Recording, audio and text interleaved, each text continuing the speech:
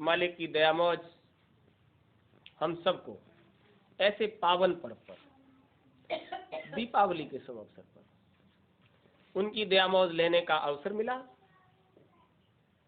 कितनी भी विषम परिस्थितियां हों, आप दरबार में आ जाते हो तो मालिक की दया आप पर उतरती है और समय आपके अनुकूल काम करने लग जाता है।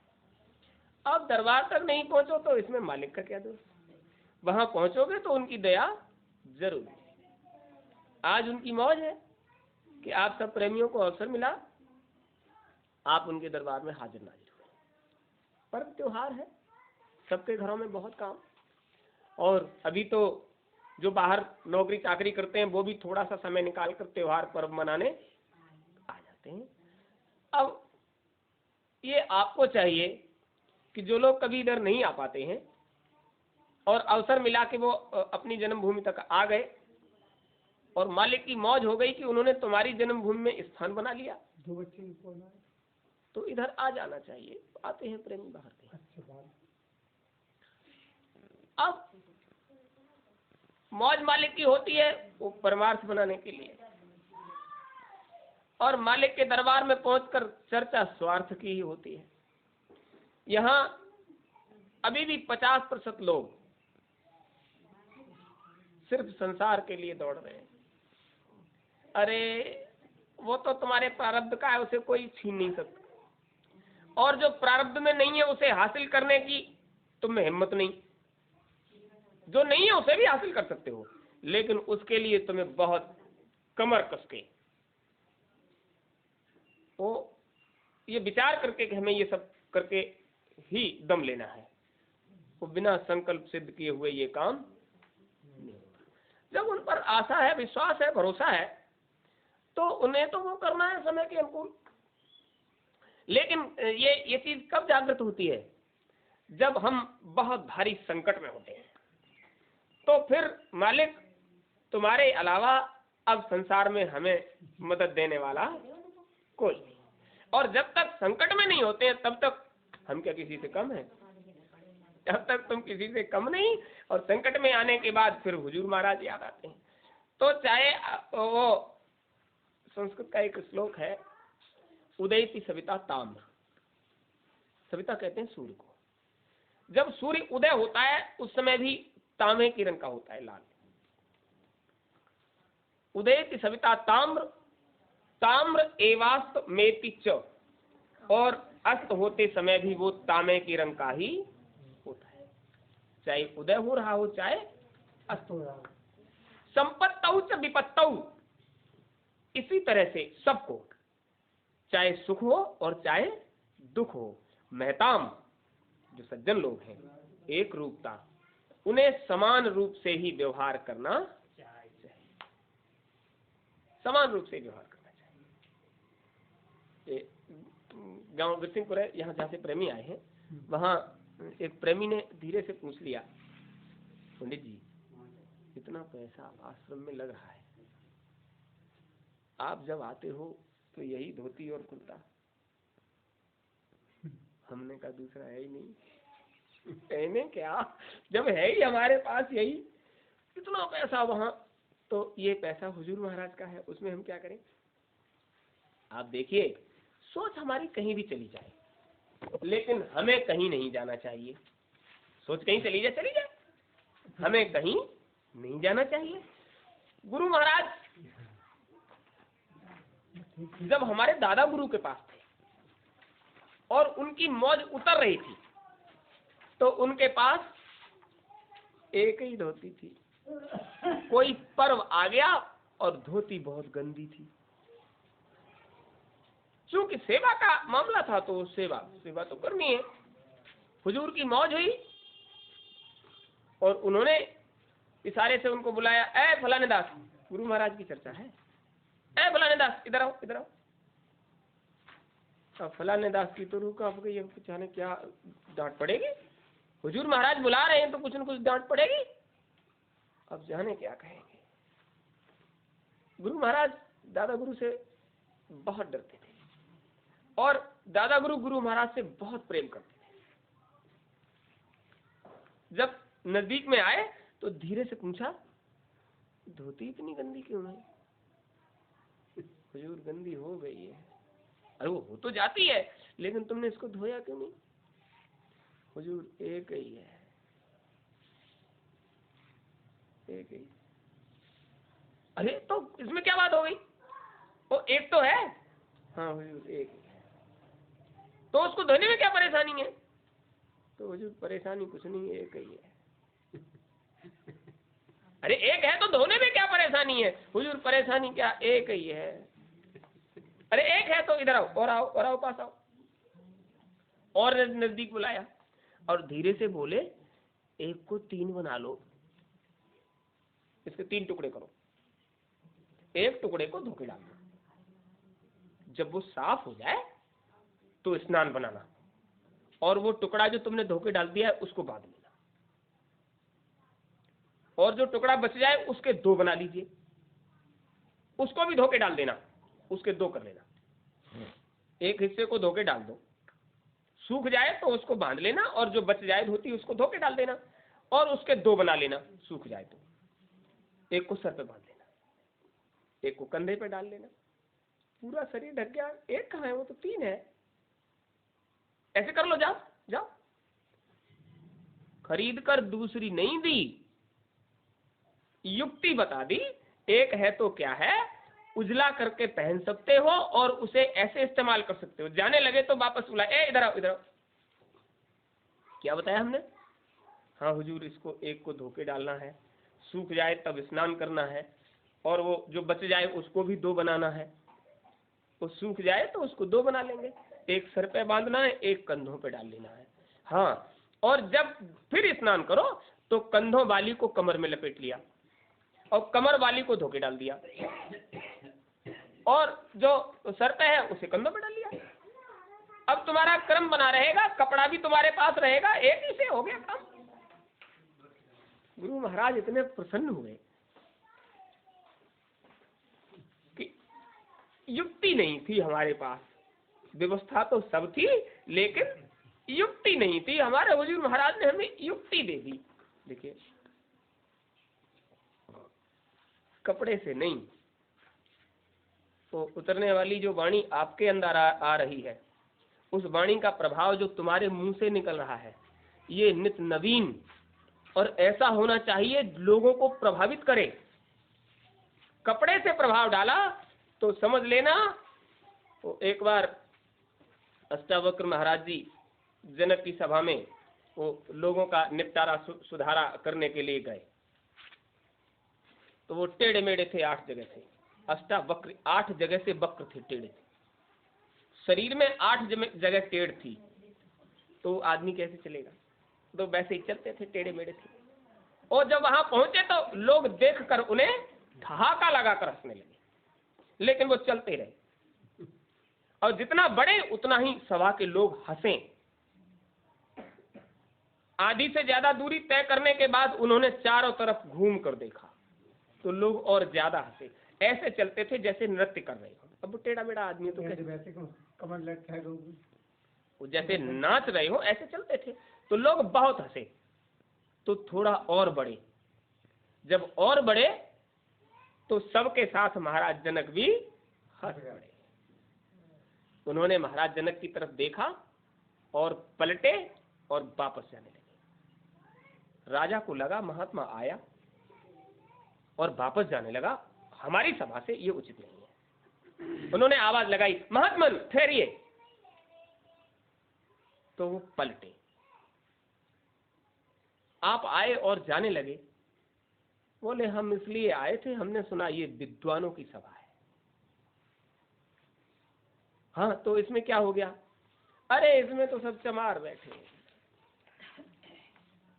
हम समझ रहे थे विद्वान होंगे, चमारों की सभा में हमारा क्या काम? हाथ बांधकर महाराज जनक ने पूछा, हुजूर हम समझे नहीं।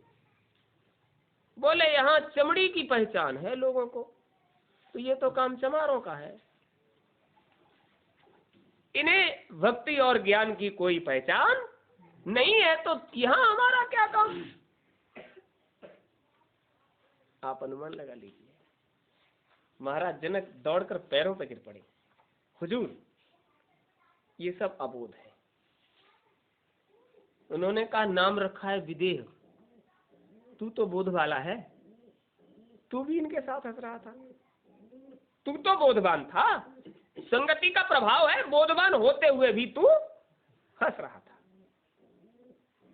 बहुत रोका तो उन्होंने कहा, तुम रोक रहे हो तो रुक जाते हैं, लेकिन जिस उद्देश्य को पूरा करने के लिए हम आए थे वो अधूरा है, आप समझ लीजिए। वाणी मुंह से निकलते ही महाराज जनक पैरों पर गिर पड़े और यही बता दिया कि हम जो समझ कर आए थे वो यहाँ हमें नहीं मिला। बड़ी बात है। सोच कर आए थे वहां मालिक का दरबार है तो चर्चा मालिक की होगी, लेकिन जब निकल कर आए तो रास्ते में जो मिला उसने ये पूछा, कहाँ जा रहे हो? और आपने कह दिया कि मैं हुजूर महाराज के दरबार जा रहे हैं। अरे मतलब तुम भी पागलों की गिनती में शामिल हो गए, यही चर्चा थी। ये सिल्ली, ये वो पागल, ऐसे चर्चा हो रही। एक हंस यात्रा करते हुए जा रहा था, शाम ढलने वाली थी तो उसने विचार किया कि यहाँ मनोरम स्थल है, हम यहीं रुक जाते हैं, क्योंकि अब रात हो जाएगी तो कहीं जाने में दिक्कत होगी। एक सुंदर से वृक्ष पर, दिन था अभी, उसने जगह देखी और वो उस पर बैठे, ये सोचकर कि रात गुजारनी है, सुबह होते आगे की यात्रा करेंगे। बैठ नहीं, बैठने दो उसको, बैठ। वो आवाज, उसकी आदत है आवाज देना, उसकी आदत है आवाज देना। आप देखते हो वैसे नहीं बैठता, लेकिन इधर सत्संग वगैरह होता है तो कोई ना कोई प्रेमी इधर अपना आ जाते हैं और वो बैठकर फिर अपनी सुनाते हैं, अपनी सुनाते हैं। अपनी इसलिए सुनाते हैं, वो विचार करते हैं कि यहाँ सुनने वाले बैठे हैं तो यहाँ हम भी अपनी सुना लें, और जो सुनने वाला नहीं होगा तो किसको सुनाएंगे, तो वो भी सोचते हैं हम भी अपनी सुना लें। मौज हुई, शाम ढल गई। शाम ढली तो बड़ी चहल पहल। उसको बहुत ताज्जुब हुआ, हंस को, कि शाम ढलने पर तो पंछी घोंसले में आते हैं और शांति हो जाती है, लेकिन ये कैसा जंगल है? हम आए तो बड़ी शांति थी, लेकिन जैसा जैसा अंधेरा होता जा रहा है यहाँ बड़ी चहल पहल, चारों तरफ उल्लू चमगादड़, अरे बड़ी फड़फड़ फड़फड़। उन्होंने कहा, भाई हम गलत जगह रुक गए, इस जंगल में तो उल्लुओं और चमगादड़ों का बसेरा, लेकिन हम हंस हैं तो फूल है तो अपनी सुंदरता अथवा खुशबू से दूसरे को प्रभावित करेगा। हम हंस हैं तो हम हंस होने का प्रभाव इन पर जरूर छोड़ेंगे, शायद इनको पता लग जाए। इसका मतलब यह है कि इन्हें अभी ज्ञान ही नहीं है। दिन का उजाला संसारी जीवों के भोगने के लिए होता है और रात का अंधेरा उनको शांति देने के लिए, विश्राम देने के लिए होता है। और यहाँ का तो मामला बिल्कुल उल्टा है, यहाँ तो चमगादड़ और उल्लुओं की भरमार है और ये फड़फड़ करके आपस में बात कर रहे हैं और अब चहल पहल हो गई इनमें। तो इसका मतलब है कि ये जगह ठीक नहीं है। फिर भी हम प्रयास करते हैं क्योंकि हम हंस हैं और हमें इन्हें अपने जैसा बनाने का प्रयास करना, एक अकेला। और वहां हजारों की भीड़ बरी के नीचे। कोई सत्संगी प्रेमी चला जाए तो हंस एक अकेला, और वहां चमगादड़ों की भीड़, उनको तो आदत है। हुआ ये कि उसने ये कहा कि भाई आप लोग ये बताओ कि जब हम आए थे तब सब लोग सो रहे थे, जो समय सो रहे थे वो तो जागने का था, अब जब जागने का समय था तब तुम सो रहे थे, और जब सोने का समय है तब तुम जाग रहे हो। अरे दिन का उजाला होता है संसार के सारे क्रियाकलाप करने का, रात का अंधकार होता है विश्राम करने का। तो उनमें से एक ने पूछा, ये दिन क्या होता है? इसका मतलब तुम्हें दिन का कोई ज्ञान? अरे होता क्या है ये दिन बिन?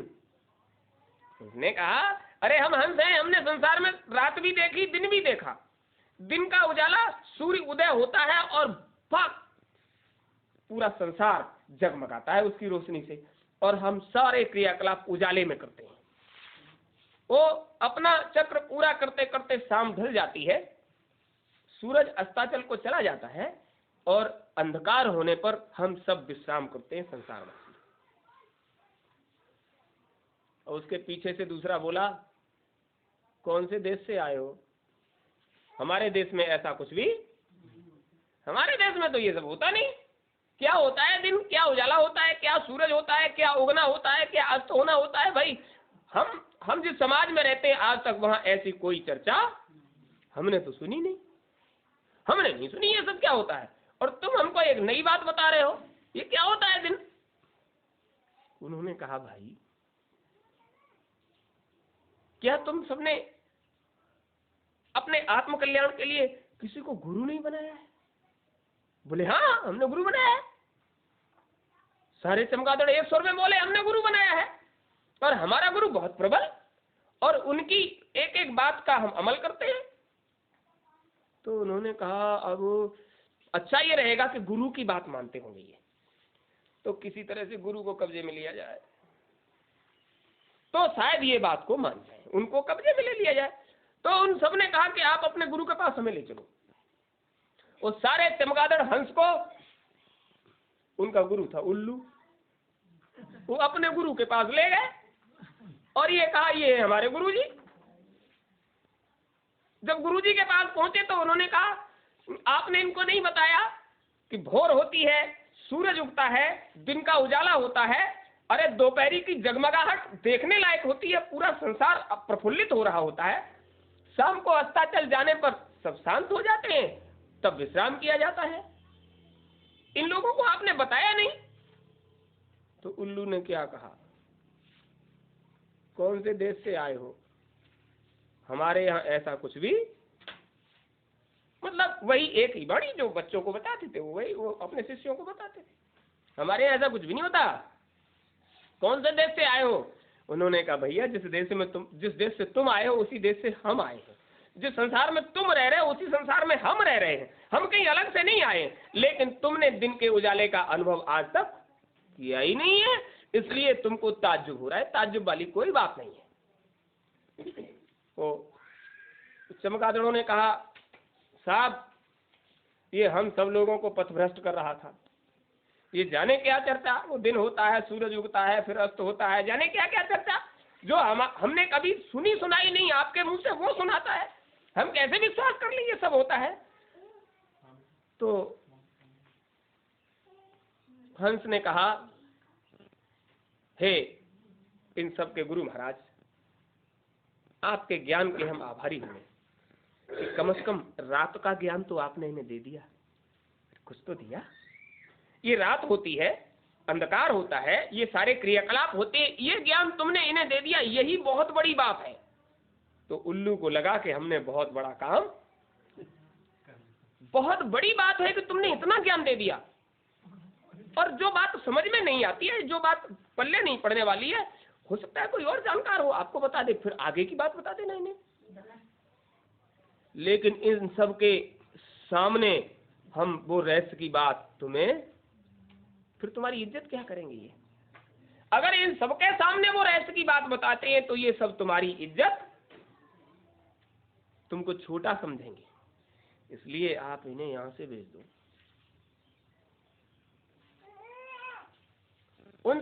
उस उल्लू ने चमगादड़ों से कहा देखिए तुम हमारे पास लेकर आए, नियम है घर आया हुआ मेहमान होता है, आज मेहमान नवाजी का अवसर हमारा है, आप लोग जाइए, कल चर्चा होगी तो हम बताएंगे, अब ये आ गए तो मेहमान बना लेते हैं। हंस समझ गया ये सब इसकी बात मानते हैं, और जब तक इसका पथ प्रदर्शन नहीं किया जाएगा तब तक ये हमारी बात मानने वाले कोई नहीं मानेगा, कोई नहीं। उसने कहा भाई आप थोड़ी सी मदद कर सकते हो हमारी? हाँ, हमारा थोड़ा सा अनुसरण कर जाओ, जो हम कहें उसी हिसाब से चल जाओ तो हम सारी रहस्य की बात तुम्हें बता सकते हैं। लेकिन हमारा अनुसरण करना होगा। हम जिस तरह से रहें उस तरह से आप रहें, जो हम खाएं सो आप खाएं, जो हम करें सो आप करें, वो हम आपको धीरे धीरे सब कुछ समझा देंगे। रात भर चर्चा जीव कल्याण की हंस ने उल्लू को सुनाई, और जैसे ही भोर होने को आई उसकी आंखें झपकने लगी। तो बार बार हंस उसे हिलाए, अरे क्या कर रहे हो? अब बात जब समझने का अवसर आया तुम सोने लगे, अरे जाग जाइए। तो उसने कहा जाग कहां से जाएं, अब सोने का समय हुआ, इस प्रकाश के आगे हमारी आंखें अब खुलना ही नहीं चाहती। ये जो सामने जो दिखाई दे रहा है, अब प्रकाश होने वाला है, इसके आगे हमारी आंखें काम नहीं करती। हमारी आंखें अंधकार में ही काम, ये पूरी दुनिया अंधकार में ही काम कर रही है, उजाले की तरफ इसकी दृष्टि जाती ही नहीं। वो अंतर की तो बंद हो गई है, तो खुले कैसे? हमारी तो अंधकार में ही काम करती हैं। बोले अभ्यास, अभ्यासेन विद्या, ये रहस्य अभ्यास का है। ये विद्या अभ्यास से ही वो सज होती है। अभ्यास करना होगा। आंखें खोलो, प्रयास करो, संसार को देखने का कोशिश करो। 1 दिन 2 दिन 4 दिन 10 दिन अतिशय रगड़ करे जो कोई, अनल प्रगट चंदन से। धीरे धीरे उजाले में उल्लू की आंखों को खुलने का अभ्यास कराया, और जब वास्तव में उल्लू की आंखों ने उजाले को देखा और उसने फिर संसार को जगमगाते देखा, तो उसने कहा भाई हमने इन दृश्यों को कभी इन दृश्यों को जब हमने कभी देखा नहीं, तो हम अपने शिष्यों को क्या सुनाते, क्या बताते? हमने तो कभी देखा नहीं। आपकी दया हो गई। तो उसने कहा देखो भाई, आप हमारी प्रशंसा हमारे सामने ही करिएगा, हमारी प्रशंसा अपने शिष्यों के सामने मत करना, नहीं तो लोग तुम्हारी इज्जत नहीं करेंगे। उसे लगा ये जो हंस है वो वास्तव में भला है, संसार समाज में हमारा मान भी रखना चाहता है, और हमें उन रहस्यों को उजागर करके उसमें परिणत करना भी चाहता है। बहुत अच्छी बात है। उसने धीरे धीरे अभ्यास कराया। दिन के उजाले में संसार के क्रियाकलाप और रात्रि को विश्राम अभ्यास कराया, तो उसकी आंखें दिन और रात दोनों में काम करने लगी। फिर उसने कहा, हंस ने, अब आप अपने शिष्यों को बुलाइए और अब उन्हें इस रहस्य के बारे में बताइए। वो जान रहा था हम कहेंगे तो ये सुनने वाले, हम कहेंगे तो कोई सुनेगा नहीं। अब हंस बैठ गया और उसने अपनी शिष्यों को पूरी बात बताई। ये महात्मा जी आए हैं, हंस के स्वरूप में है, यहाँ आने से जो हमें मिला है उसमें कोई शक नहीं, आज से पहले हमें ये अनुभव कभी नहीं हुआ। ये भी पंछी, हम भी पंछी, और तुम तो कहने ही क्या, तुम तो दोनों तरफ का काम करने वाले हो, पंछी भी हो और नहीं भी हो। फिर भी हमने तुम्हें जो ज्ञान दिया वो अधूरा था। इन्होंने हमें दिन का भान, ज्ञान और अनुभव कराया। आज का संसार क्या है? सब चमगादड़ हो गए।